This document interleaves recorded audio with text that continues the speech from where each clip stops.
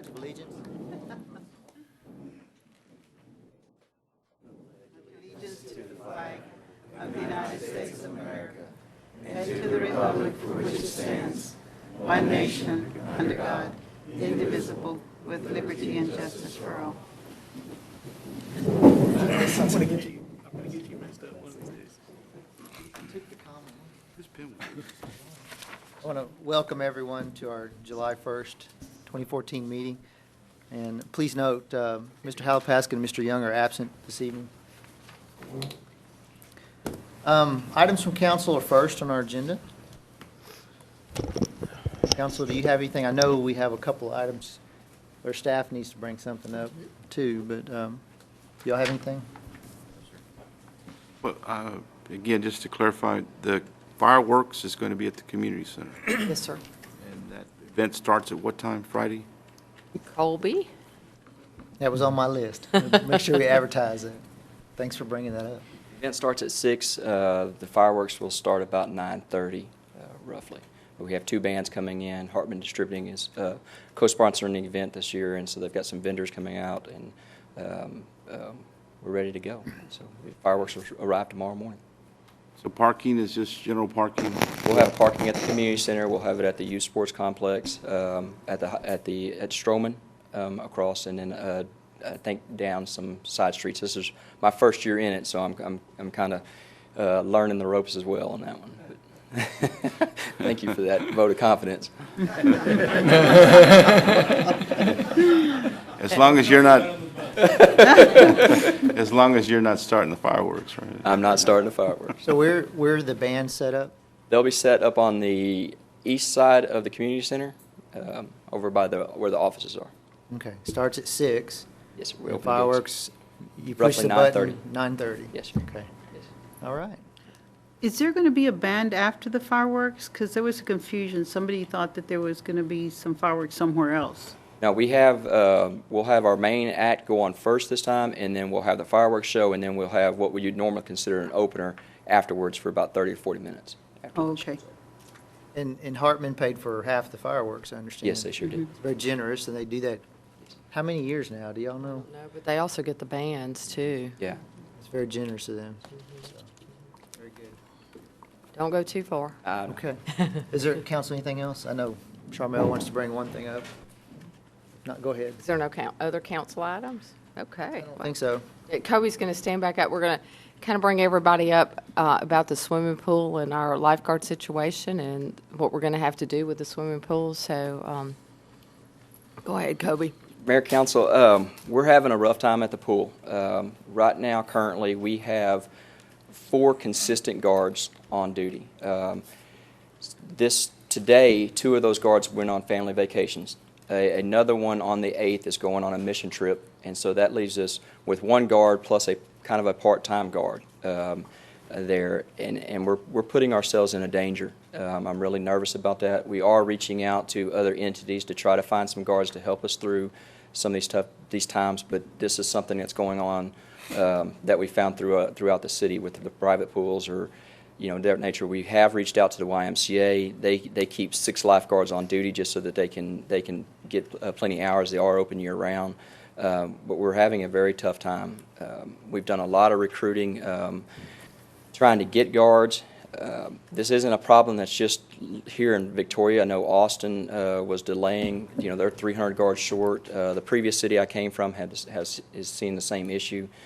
So this isn't something that's just geared to us right now. But I'm real nervous about putting people through that pool without proper supervision. I've been out there myself a few times and guarded. I've had my assistant director out there guarding a few times, and we put ourselves in a scary situation if we don't have the proper supervision. My recommendation is going to be to close the facility. We just do not have enough guards at all, and I'd be happy to answer any questions that you may have. We are going to try to accommodate the Yeah. private pool parties that have been scheduled for the next few weeks Yes. and try to get those taken care of since it's kind of short notice for those. But our plan is not to open starting tomorrow, and we'll notify the media. We'll put a sign up, let them know that the ISD has facilities that are open to the public. They can swim there. But normally we try to hire 12 lifeguards for a season. So we just have not had luck this year. So is this a temporary or just, is this a measure that we're going to, for the rest of the summer? I don't see any relief in that. Most of the guards that would come on board would have already taken their certification. So Sure. the certifications that normal people will offer in the January, February time period where guards are getting ready to come on board, those classes are no longer available. And so for a new person that does not have a certification, you would not be able to get certified unless you had an instructor that would teach. I know Red Cross's minimum is, I believe, 8 per class. And so that's going to be, I just don't know that there's any else out there. I mean, we've gone through every resource that we believe we can. For next year, I know it's, we're kind of in a hole this year, and I know we've for a long time been thinking about how to address this and foreseeing the shortfall coming, and I know you've been working on it. Is there any stone we left unturned this year? You think that as we go into next year, we might be able to get ahead of the curve a little on this, or Mr. Hagan, I don't believe there is. I think that we've looked at every option that we possibly can. I don't know that there's any. I've racked my brain trying to figure out how not to make this happen. I just don't know of any other way. What is it? I'm sorry. Oh, I was going to say, we started recruiting in February for these positions and did active recruiting at the schools, and Kobe can probably give you details on that. We've even offered an incentive if they stay with us at the end of the season to try to, incent people to come to work for us. We believe our hourly rate's competitive with the other pools, so. What are the age ranges for, how old do you have to be before you can be a lifeguard? 16.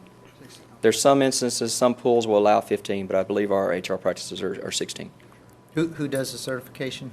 Most people will go through Red Cross. There are, the YMCA has a certification, but most of the time they go through Red Cross. For years, we've had problems getting people to come to work at the pool. Each year, some years we've had to delay the opening because we haven't had enough, and we've managed to get one or two that come in late, but this is just kind of a unique year for us, so. It's, I know the city manager called me about this earlier today, and it's timely because yesterday I noticed an article, a tragedy, a young girl drowned in Robstown in the municipal pool. They had 10 lifeguards on duty, and she drowned. They didn't see her. So, I mean, I agree with you. Safety is paramount. If we can't do it safely, we don't need to be doing it right now. So, and I applaud you for making that decision. I know it's not easy. People want to use our pool. It's hot out there. It's a great facility when it does work, but we've got to do it right. So, okay. Quick question, the splash pad is open now? Yes, sir. Yes, sir. That's another alternative, Yes, sir. Sure is. right? When did you get the pump replaced? Was it? We got lucky. We had some rain last week, and we got it in Friday before it was scheduled to open. So we didn't miss any days that wouldn't have been missed because of rain. So but it's open and ready to go. I live near one of our splash pads, and I'll tell you, that thing is just rocking and rolling. It is really, people are really taking advantage of it, so that's great. The pump that went out, was that because we're using it a whole lot, or was it something that was something wrong with it? Because since it's been only about a year since we've had it. It received a short in the pump. The electrical in it got wet, and so it shorted it out. So we had to replace it, but we've made some measures to go back to make sure that doesn't happen again. We've enclosed that. We do have one source of where we fill the pool that you have to have an air gap when you're filling and going into chlorine from city water. And so we've made a surrounding around there. You still have the air gap, but we made it where wind wouldn't blow and push into that equipment. So we believe that we've got it fixed where that would not happen again.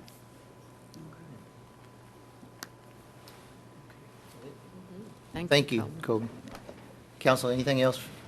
If seeing none, we'll go ahead and open citizens' communication, and this would be the time for anyone to come up and speak at the podium, and limit your comments to 5 minutes, if you would, out of a courtesy to everyone else. I'm Mark Lofgren, for those who don't know who I am. I live at 116 Wilshire. The budget workshops have been very informative, and there's lots of times I'd like to shout out questions from the audience or to the computer, but And I appreciate the questions that the city council people have asked. I wish you would ask more questions. But one thing I'd like to talk about is the water rate issue. You had a Plan A and then sort of a Plan B. And in the Plan B, you talked about the $200,000 for contract services, and you talked about maintenance issues doing away. Please don't do away with any maintenance issues on any budget item. That's the reason you have a lot of problems now, is because of maintenance issues. Mr. Halapaskis brought it up. Please don't do away with maintenance issues. The $200,000 for contract services, it was stated that they wanted to do it for timely hookups of new developments. When I listened to the personnel director, one of the big shortages was in public works. I think that $200,000 would be better spent for wages in public works. And I bet you most of your turnover is in public works. They're getting burnt out because they're doing overtime. I think you should, think about maybe that $200,000 should go to that. If you look at the different categories, those categories are not as competitive as they should be. I'm not saying you can compete with oil workers, but it's a suggestion. If not, it shouldn't be in there. But the other thing that Mr. Short brought up, he said, we get to maintenance when we can. He needs workers. He said this wasn't the first year that he's short. This is the second year. So please consider that. The other thing, there was a lot of good comments by citizens, and I know that lots of times there's emotion involved. There's been emotion when I've been up here. It's hard not to get upset about something and then remove the emotion when you come up here and talk. But I think it was a Mr. Oker. He brought up that about other revenue, and he said the city was 18th among 21. There's a lot of discussion always on expenses and cutting this and cutting that. I think you ought to delve into that. If it's true or if it's not true, there's money you're missing, that's revenue you're missing. I'm going to bring up something. The mayor doesn't like me to bring it up, but I'm going to bring up impact fees again. Impact fees they have nothing to do with the taxpayer. Okay? It's money that would replace taxpayer money. You should consider it. It's a big amount of money. The amount of development that went on last year, you lost $2 million in developmental fees.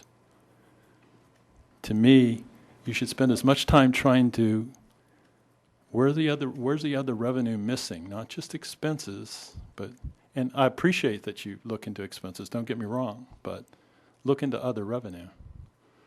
When the personnel director put up the different categories, it would have been nice to know where the vacancies were and where the real turnover was, because then maybe you could make a decision about what you need to do to stop the maybe the turnovers, and obviously it's in public works.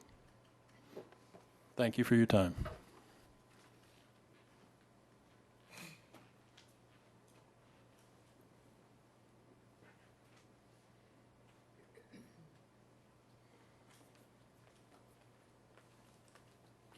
Dale Zook, 168 Casablanca. Before I start, I encourage everyone to look on Facebook and like Victoria Property Tax Revolt. Perhaps we become, with it being July the 1st, we become believers in government. We also become true believers in big government spending. We no longer question government, its motives, its insatiable appetite for revenue. We no longer question the stripping of our citizens' liberties. Last week, Ms. Garrett asked that council give to staff direction in reference to tax increases. Mrs. Garrett warned you that if you do not provide a tax increase, there will be cuts in programs. I believe Ms. Garrett's dire warning was directed to Mr. Balknight. It seems Mr. Balknight's about to fall into the rookie councilman trap. The big government leaders will allow you to say a few words, but at some point or time, Mr. Balknight and Mr. Palausic and Mr. Halapaska will chime in together. Said, where are you going to cut, Mr. Balknight? Mr. Balknight, I asked Mr. Councilman Hagan to tell you about this trap. This time, Mr. Balknight, I hope this embarrassment game will turn on them. Why will this time be different for you? Because Ms. Garrett blurted out the greatest of tactical bureaucratic errors. She said, "You're not smart enough to figure out where to offer cuts." Let me remind you, Mr. Balknight, of the backhanded slap you were served 2 weeks ago by City Manager Garrett. I believe she's your employee. She said, "Me and my department heads know what we are doing. You are at the 3,000-foot level making decisions," meaning no disrespect, Mr. Balknight. We know what we are doing. We know because we are in the trenches every day. So, Mr. Balknight, no disrespect to Ms. Garrett, if she knew what she was doing, would the city be operating with 50 personnel vacancies? Would they be not able to open up a swimming pool? Would she be working in, year out, sandbagging the budget and overtaxing the residents by an extra $1 million with personnel whose positions never will be filled? Mr. Balknight, you are on the right track, sir, and I'm proud of you. You're rooting out management oversight, but rather you should ask them to offer the cuts. You don't need to do that. Mrs. Garrett's already told you that she's smart enough to be able to do it. That's why she's got the departmental heads. Mr. Polosik noted at the last meeting, this is the identical budget as last year, so it should be pretty easy to figure out where the problems are. I'm sure Ms. Garrett will this time be very professional and give good guidance as you ferret out waste and poor management decisions, and why I'm positive she won't set you up. Where should Ms. Garrett look first? Perhaps she can start with the Texas Public Information request I've prepared, and this request will put some flesh on Councilwoman's request for what about these 50 current vacancies. I'm going to ask Human Resources to identify every position vacancy on April 1st and every last day of the fiscal year going back to 2011. You're probably going to find a common trait in each one of these years. You'll see that the same public work positions and the first responder positions are being opened every year, every reporting period. I know that you're wondering which of your neighbors' tax increases will bring up today, so here I go. But at this time, let's not focus on the city property taxes. I bring to you your neighbor's tax increases since 2003 when Mr. Klimas was elected to the VISD board. Would anyone doubt that the VISD is actually the biggest taxer and spender? This taxpayer memories for Mr. Alvarez, who wants to increase taxes 2 to 3% over the current effective rate. Back in 2003, Victor owned a home on South Williams. At that year, Victor paid a total of $1,443 in property taxes. Being a constituent of the school board, Bernie Klimas, he donated $789 to the VISD. 11 years later, James owns that same house, and the city has now more than doubled its take to $763 a year. Bernie Klimas VISD is now taking $1,641 off of that old house on William Street. Altogether, appraisal creep and tax increases increased property taxes from $1,400 to $3,100 a year. Finally, here's one last memorable quote to Mr. Polosik. We don't get to stand at the podium to focus on revenue. They all left. No, Mr. Polosik, we didn't leave. We did finish watching the meeting on Channel 15. But we're just going to go ahead and let you continue to speak and tell taxpayers why they need to go to Facebook and like Victoria Property Tax Revolt. Thank you, guys.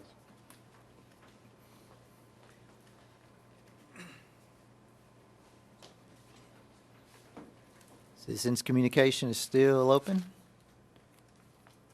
Okay, seeing no one, we'll close citizens communication and move into section C, ordinances. Item C1 is a public hearing on the draft Community Development Block Grant one-year action plan for fiscal year 2014-2015. Mayor and council, there's no action necessary on this item. It is merely a public hearing. Good evening, Mayor and Council. As Thomas just alluded, this is just a public hearing on the draft one-year action plan. Of particular note, this is the fifth and final year of what's the 2010-2015 Consolidated Plan and Strategy. So we'll be back in front of you probably in January, February of 15, working on that new 5-year plan and outlining your goals for the next 5-year period. But to get to the meat of tonight, in your packet was the executive summary showing the proposed expenditures for this coming fiscal year for CDBG funds. The city is expected to receive $561,032. We have some carryover money of a little over $38,000 to give us a total of $599 and 419 to allocate in this next fiscal year. That same executive summary gives you a breakdown of those by category from housing activities to public facilities and public services and down to administration. I'm not going to go over each and every one of these unless you have a question. Under the public services, it's some of the same organizations that you've been funding over the last few years. Public facilities, there are 3 requests totaling $149,723, $70,000, and an additional request to the Gulf Bend Wellness Center out on Nimitz Street. $32,848 for some fencing and security measures out at the Women's Crisis Center that's owned by Midcoast Family Services, and some additional enhancements out at the Salvation Army Shelter. That's basically an outdoor pavilion and some storage for that homeless facility. It also includes $125,000 for new play equipment out at Bronson Park and the fall zone that's associated with that, as well as a picnic shelter. And then rounding that off with about $100,000 for administration. And that's a little bit higher than it was last year. We included a little bit of money, $5,000, to help us with any expenses that may come up when we're doing the 5-year plan this next fiscal year. Be happy to answer any questions.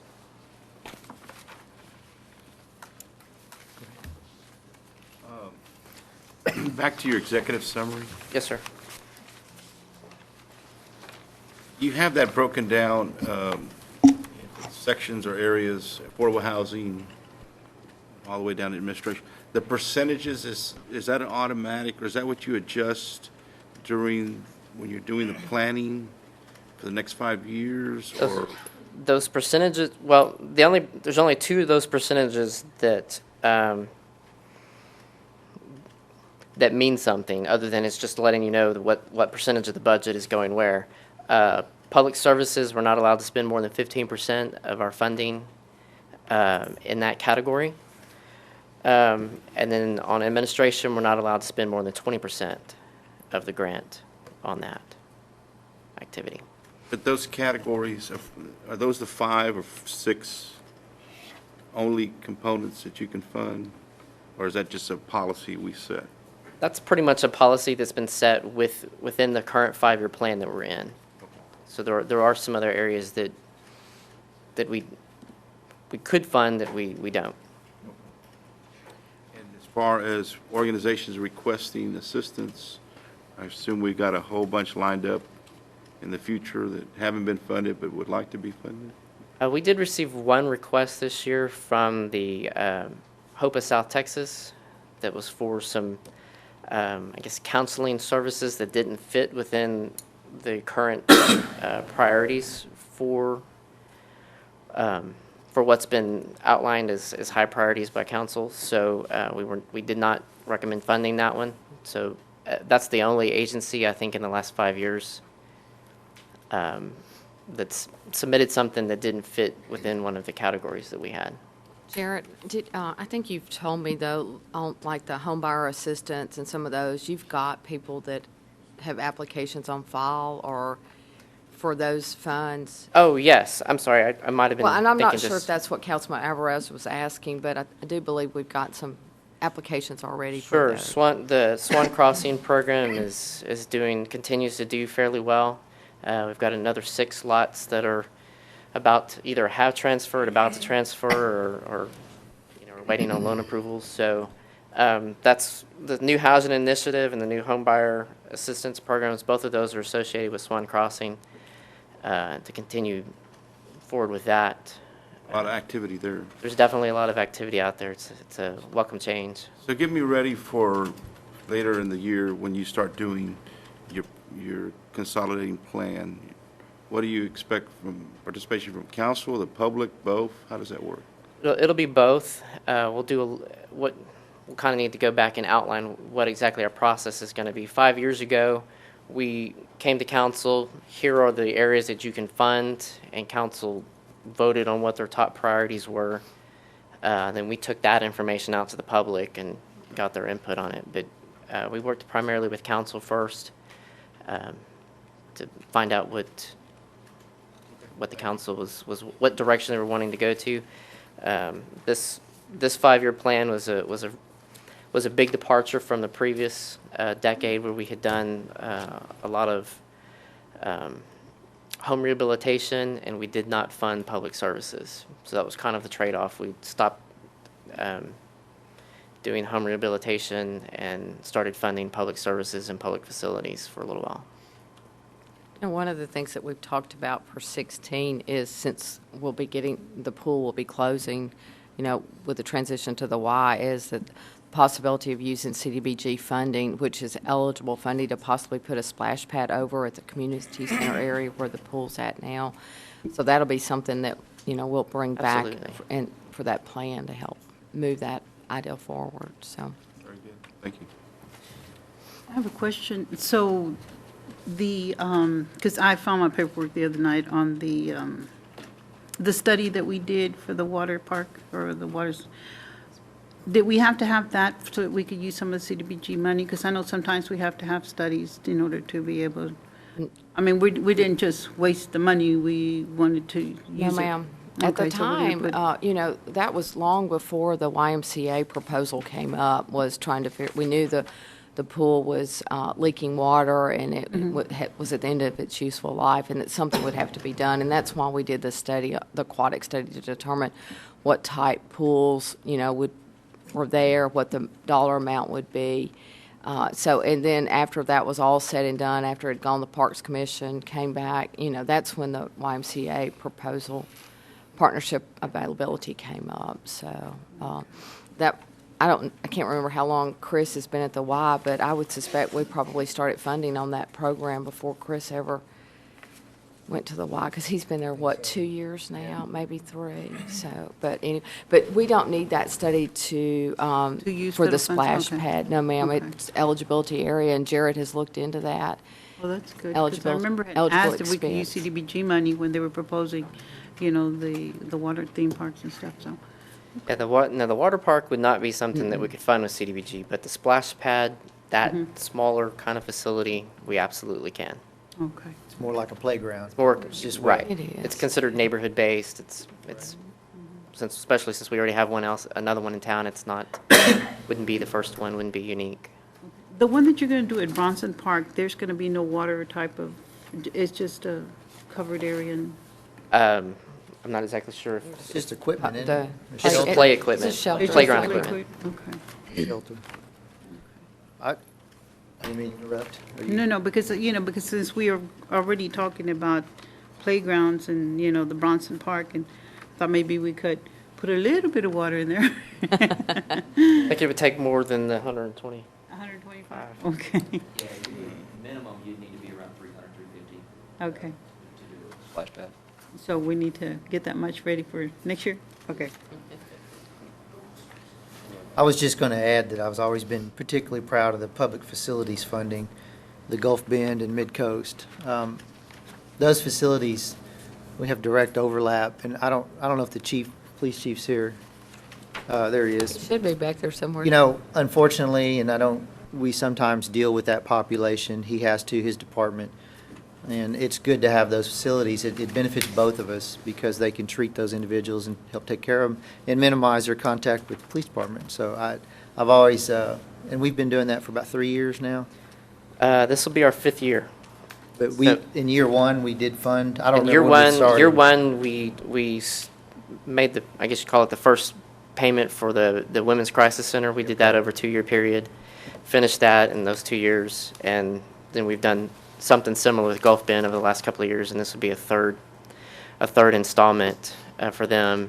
And in the process, we've I guess we did 2 or 3 installments for the Boys and Girls Club. That facility has gone through a tremendous upgrade. Done something same thing with the on a smaller scale with the Salvation Army. We've completely rehabilitated that facility with CDBG funds.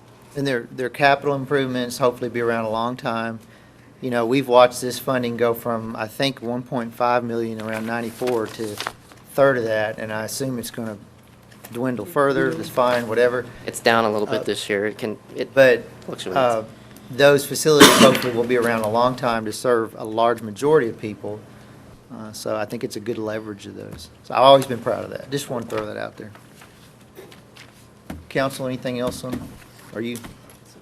Unless you have any more questions, Okay. Open the public We hearing. do have a public hearing on, specifically on the, this plan. If anyone would like to come up to the podium and speak on this one issue.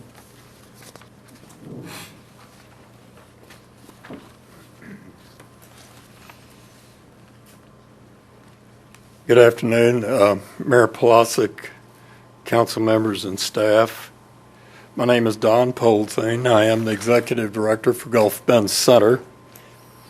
I reside at 301 Taos here in Victoria. I want to tell the council how much we appreciate the opportunity that we've had and being a part of the Community Development Public Facility grant and a recipient of that grant over the last couple of years in support of the construction of the wellness community. This is a 32-unit apartment transitional living complex being constructed at 1103 North Nimitz Street. It was because of the city council, your support, and the staff, we received funding 2 years ago to purchase the land and to engage Raleigh McCoy and Associates architects to design that project.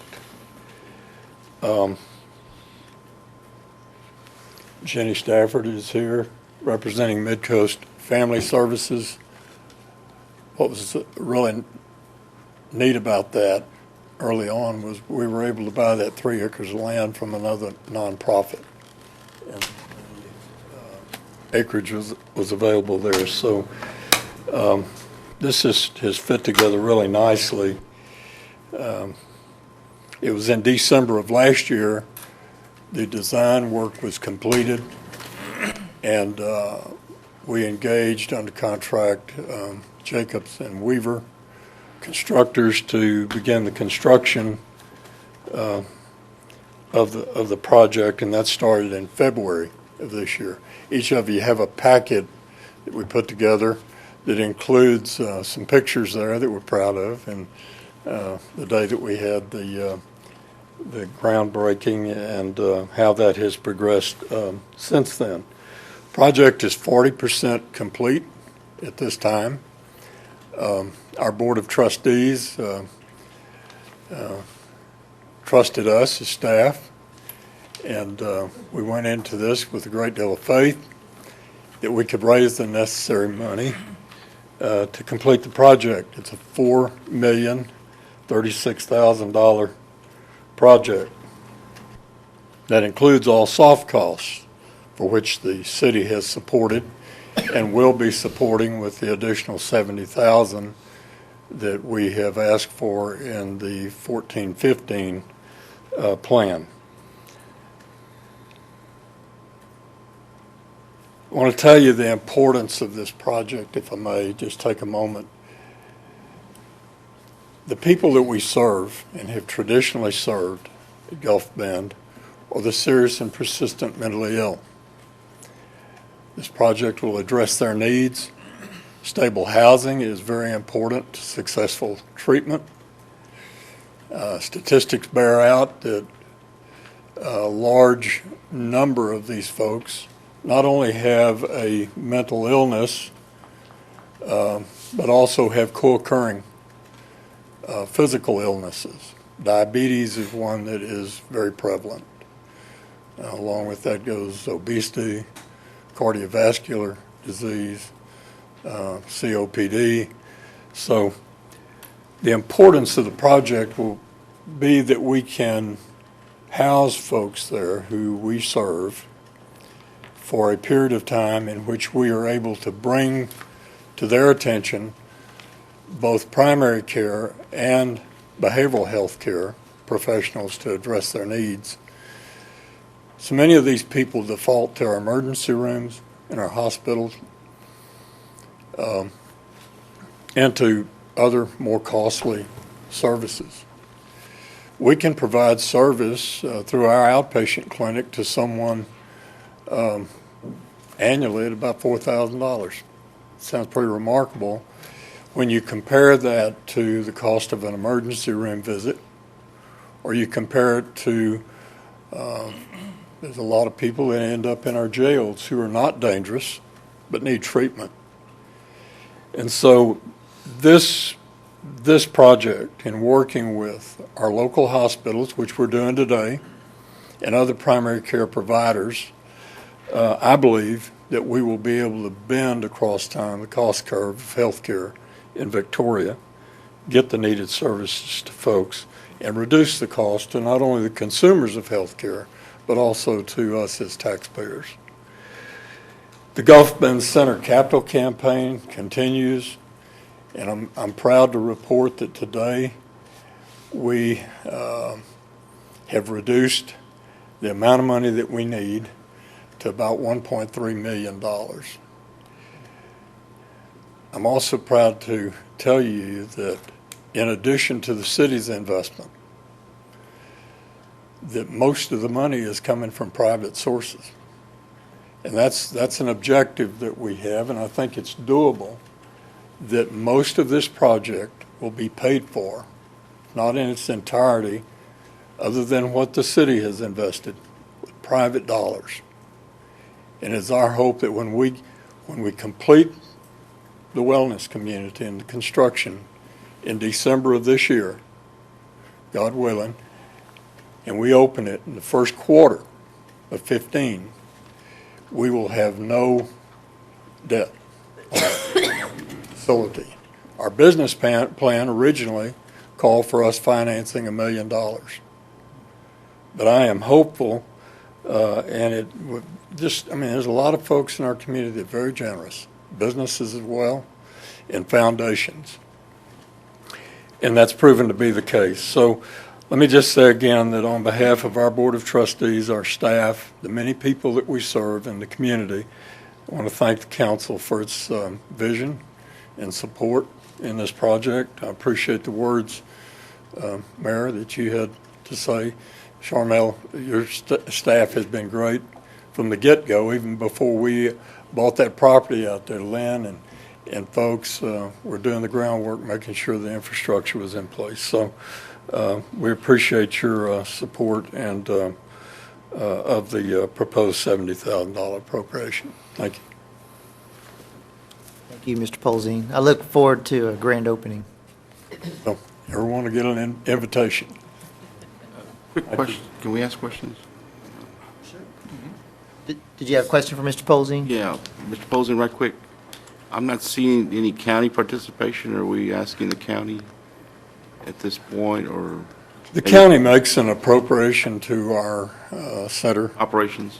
for operations, but they are not able to make a capital, as I understand it, a capital contribution to capital projects. And so, no, not for this project specifically. Thank you. Any other questions? I'll be happy to answer. Thank you. Thank you. The public hearing is still open on this item. Seeing no one else, we'll go ahead and close that public hearing, and we will move on to the consent agenda. There are 8 items on the consent agenda tonight that will be approved with a single vote.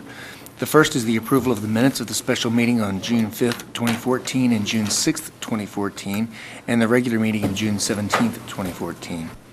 The second is a resolution authorizing the city manager to renew the annual supply contract for processed base with CW&A Incorporated of Victoria, Texas, in the amount of $13.60 per ton, for a total of approximately $108,800 based on an estimated quantity, and declaring an effective date.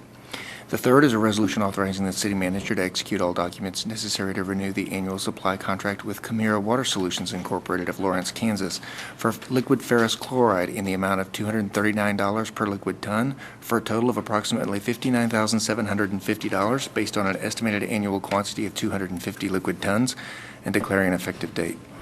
The fourth is a resolution authorizing the city manager to execute all documents necessary to renew the annual supply contract with Brentag Southwest Incorporated of Lancaster, Texas for liquid chlorine in the amount of $498 per 1-ton cylinder for a total of approximately $110,556 based on an estimated annual quantity of 222 cylinders and declaring an effective date. The fifth is a resolution authorizing the city manager to execute all documents necessary to renew the annual supply contract with DPC Industries Incorporated of Corpus Christi, Texas, for liquid sulfur dioxide in the amount of $619 per 1-ton cylinder, for a total of approximately $35,283 based on an estimated quantity of 57 cylinders, and declaring an effective date. The sixth is a resolution authorizing the city manager to execute all documents necessary to renew the annual supply contract with Chemtrade Chemicals, formerly General Chemical Corporation of Parsippany, New Jersey, for liquid phosphate-based corrosion inhibitor in the amount of $793 per liquid ton for a total of approximately $59,475 based on an estimated annual quantity of 75 liquid tons and declaring an effective date. The seventh is a resolution authorizing the city manager to execute all documents necessary to renew the annual supply contract with Fort Bend Services Incorporated of Stafford, Texas for wastewater sludge dewatering polymer in the amount of $3,151 per 2,300-pound tote for a total of approximately $53,567 based on an estimated annual quantity of 17 totes and declaring an effective date. And the eighth is a resolution authorizing the city manager to execute all documents necessary to enter into an annual supply contract with Equova Water Technologies of Sarasota, Florida for liquid sodium chloride in the amount of $924 per liquid ton for a total of approximately $110,880 based on an estimated annual quantity of 120 liquid tons and declaring an effective date. Good job. Council? We adopt? Second. A motion and a second. All those in favor say aye. Aye. Anyone opposed? Okay. All items pass. Resolutions. All right, item E1 is a resolution awarding the wayfinding sign project Phase 2 to Synergy Signs and Services of Fort Worth, Texas for their low bid of $36,591.90, authorizing the city manager to execute all documents necessary to complete the project and declaring an effective date.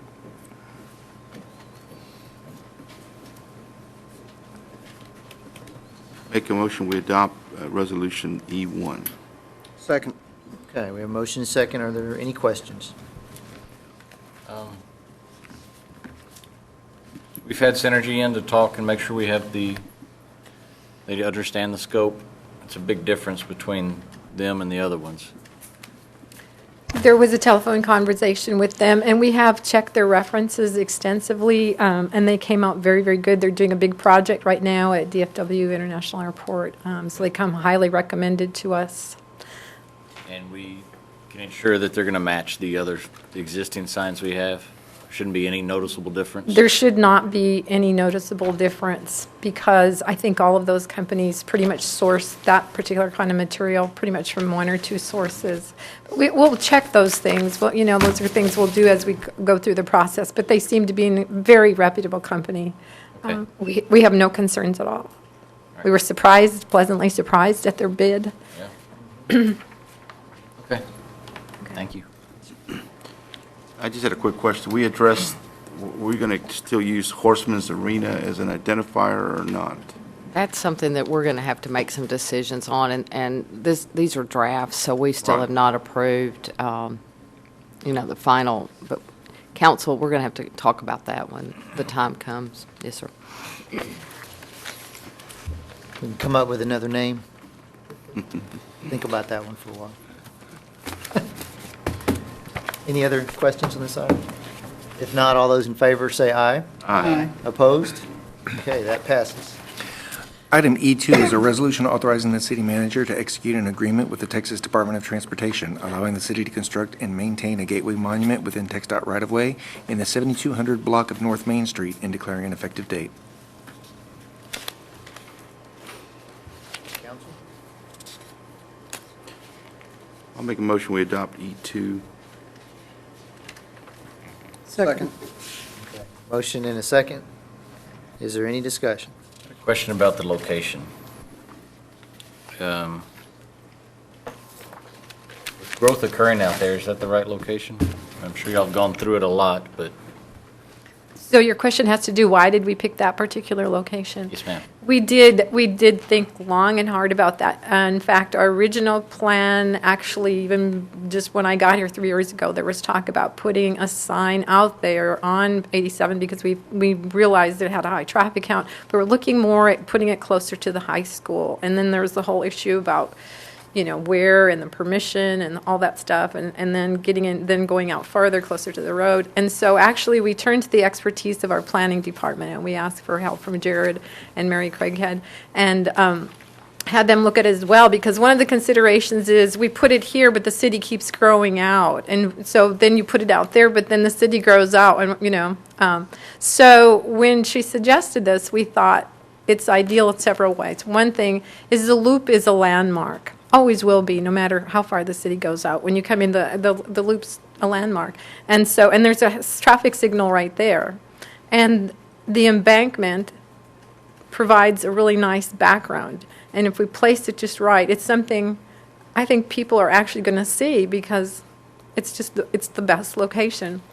If we put it out someplace kind of with all open behind it, it kind of blends with everything going on. But that particular location, we think, will really highlight it. So it's no perfect location, but we think it will do a good job right there. We think it'll be quite attractive right there.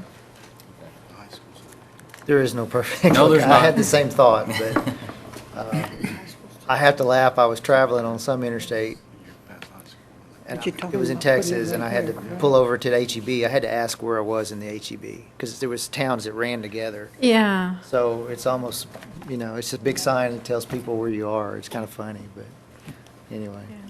I can see you thought it out somewhat, so. Yeah, we've thought this one a long time, so. One thing I would make sure TxDOT's not going to come back a few years from now and say, well, we want to make that ramp wider, move your sign. Think about that. I don't know if that's possible on their part, but they might want to do a turnaround there or something else weird.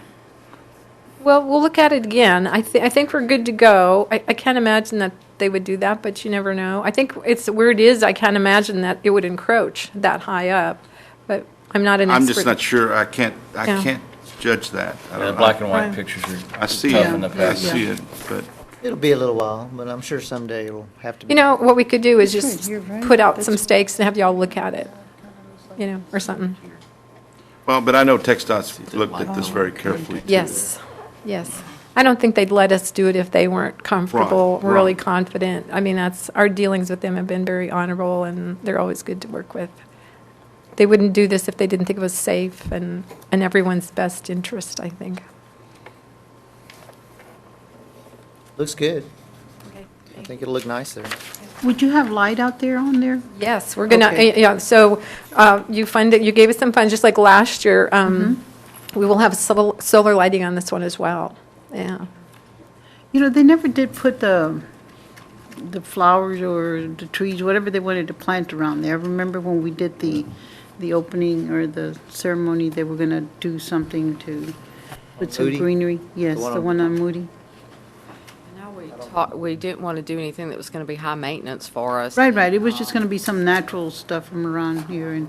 I don't remember what was discussed. We did come forward with some ideas, but they were, we never did settle on anything. We'd be happy to revisit it. We'd even talked about cactus, because we were really trying not to create more work for the Right, Parks right, Department, so we were trying to think of something that would keep people away. But we've been really lucky that we've had It's only still- one attempt of vandalism on it, and so. Any further questions? We have a motion, right? Okay. All those in favor say aye. Aye. Opposed? Okay, that item passes. Thank you.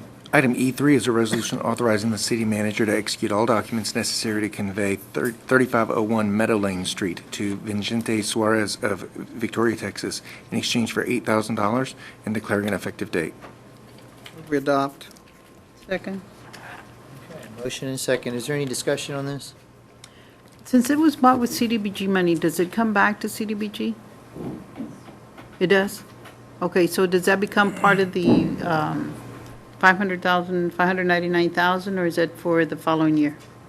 Well, it's a little more complicated than that. Oh. We'll be back at your next meeting with two more that won't be as complicated to answer with that. They'll be considered normal program income. This, I believe, we've held the lot. I believe this money is going to have to go back to the Treasury, Oh, okay. I see what U.S. you mean. Treasury, because of the length of time that's Okay. expired.